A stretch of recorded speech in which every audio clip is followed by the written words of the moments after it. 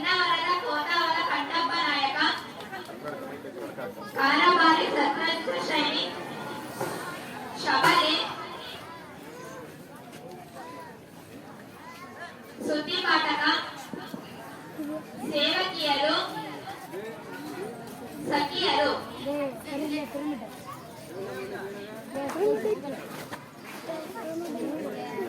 ಸಿಗಿಲೆ ಈಗ ನಾಟಕ ಪ್ರಾರಂಭ ಆಗ್ತಾ ಇದೆ. ನಾಟಕದ ಮೊದಲ ದೃಶ್ಯ ಪ್ರಾರಂಭ ಆಗ್ತಾ ಇದೆ. ಎಲ್ಲರೂ ಶಾಂತಚಿತ್ತರಾಗಿ ಕುಳಿತುಕೊಳ್ಬೇಕು.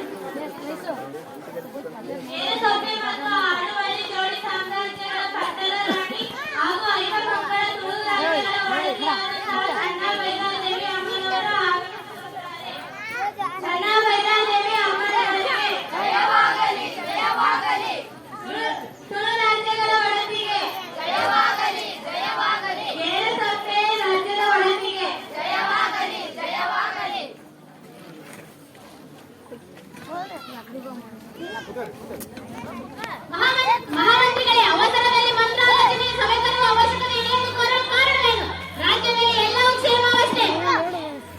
ತಾಯಿ, ಪ್ರಜೆಗಳೆಲ್ಲ ಕ್ಷೇಮವಾಗಿದ್ದರೆ ರಾಜ್ಯವು ಸುಭಿಕ್ಷವಾಗಿದೆ.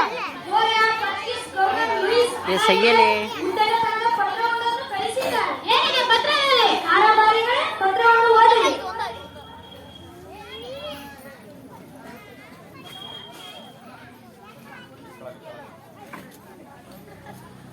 ಹಾಡುವಳ್ಳಿಗೇರು ಸೊಪ್ಪೆಗಳ ರಾಣಿಗೆ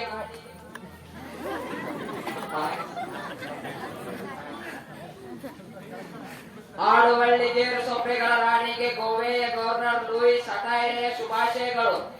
ಗೌರವಾನ್ವಿತರೆ, ತಾವು ಹೊನ್ನಾವರ ಮತ್ತು ಬಂಟ್ಕಳ ಬಂದರುಗಳಲ್ಲಿ ನಮ್ಮ ಒಪ್ಪಿಗೆ ಪತ್ರವನ್ನು ಪಡೆಯದ ವಿದೇಶಿಗರ ಹಡಗುಗಳಿಗೆ ಕರಿಮೆಣಸು, ದಾಲ್ಚಿನ್ನಿ, ಕೆಂಪಕ್ಕಿ ಮತ್ತು ಶ್ರೀಗಂಧವನ್ನು ತುಂಬಿಸಿ ಅವರ ಸಮುದ್ರ ವ್ಯಾಪಾರಕ್ಕೆ ಸಹಕರಿಸುತ್ತಿದ್ದೀರಿ.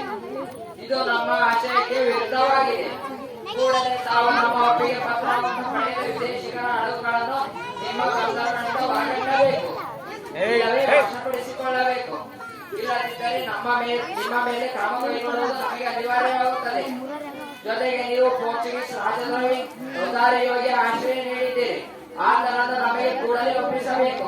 ಮೇಲಾಗಿ ನೀವು ಕಳೆದ ಹಲವು ವರ್ಷಗಳಿಂದ ನಮಗೆ ಕಪ್ಪವನ್ನು ಕೊಟ್ಟಿಲ್ಲ. ಇನ್ನೊಂದು ವಾರದಲ್ಲಿ ಕಪ್ಪವನ್ನು ರೊಜಾರಿಯೋನನ್ನು ನಮಗೆ ತಂದೊಪ್ಪಿಸದಿದ್ದರೆ ನಮ್ಮ ಚಕ್ರವರ್ತಿಗಳು ನಿಮಗೆ ನೀಡಿದ ಕಾಳು ಮೆಣಸಿನ ರಾಣಿ ಎಂಬ ಬಿರುದನ್ನು ಹಿಂದಕ್ಕೆ ಪಡೆಯಬೇಕಾಗುತ್ತದೆ. ಎಚ್ಚರಿಕೆ. ನಿಲ್ಲಿಸಿ. ಒತ್ತಾಯಿತ ನಿಮ್ಮ ಉತ್ಕಟತನ. ನಮ್ಮ ನೆಲದ ನಾವಿಕ ರೊಜಾರಿಯೋನನ್ನು ಅವರಿಗೆ ಒಪ್ಪಿಸಲು ನಾವೇನಿಲ್ಲ. ನಾವು ವಿದೇಶರೊಡನೆ ವ್ಯಾಪಾರ ಮಾಡಲು ಅವರದೇನು ಅಡ್ಡಿ?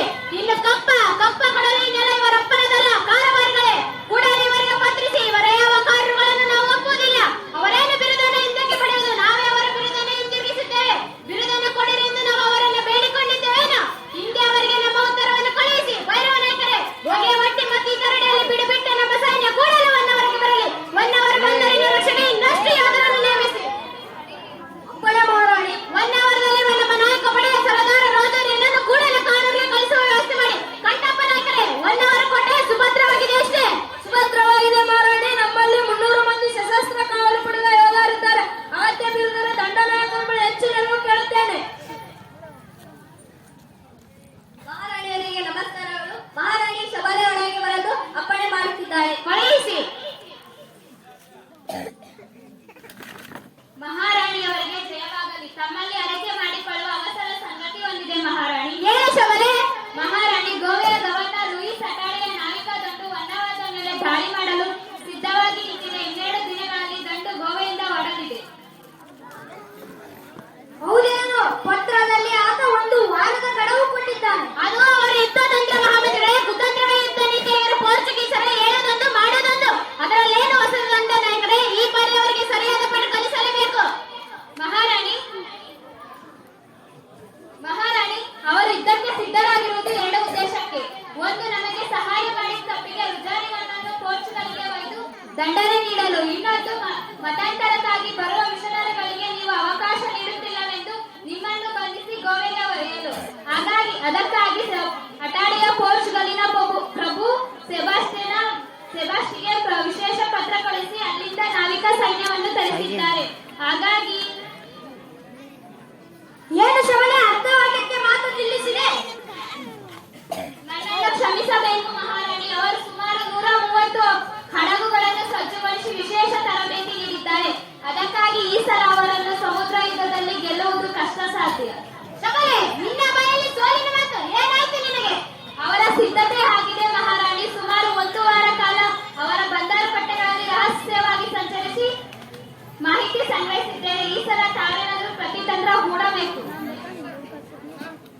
ಶಬಾಯ್.